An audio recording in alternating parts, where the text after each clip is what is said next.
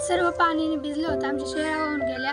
माझं 12वीचं वर्ष आहे, सगळे पुस्तकं ते वाहून म्हणजे सगळे भिजलेत पाण्याने. आता मी काय करू शकते? मला सरकारकडून काही मदत होऊ शकते का?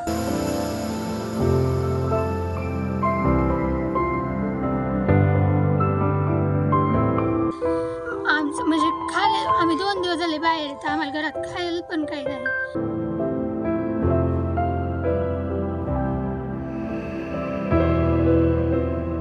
गरीबी परिस्थितीने कुठं पैसा भेटायचा मला आता.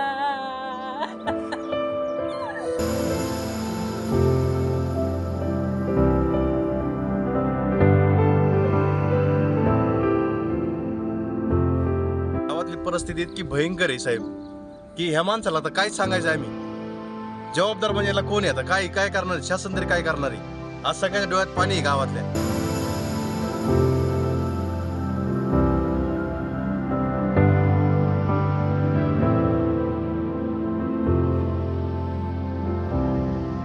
तर आमचं 5 लाख तर केळीचा खर्च आहे, 7 लाख विहिरीचा खर्च आहे, 2 लाखाच्या शेळ्या येतात आणि एवढं नुकसान झाल्यावर आज आम्हाला म्हणजे अन्न सुद्धा गोड लागत नाही.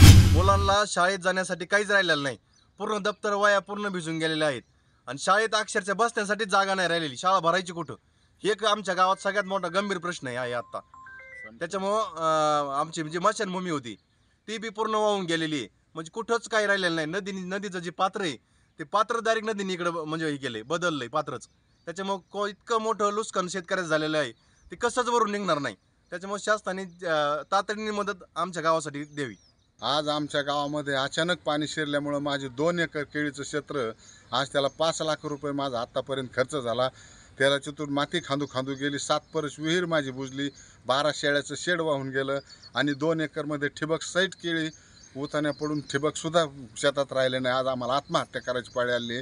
शासनाने जर नाही मदत केली लवकर तर आम्ही आत्महत्या करायला सुद्धा तयारीत आहेत. वह्या पुस्तकं आणण्याची परिस्थितीच नाही ना आमची, कारण सगळं वावर ते वाहून गेले. आम्हाला शासनाकडून मदत पाहिजे.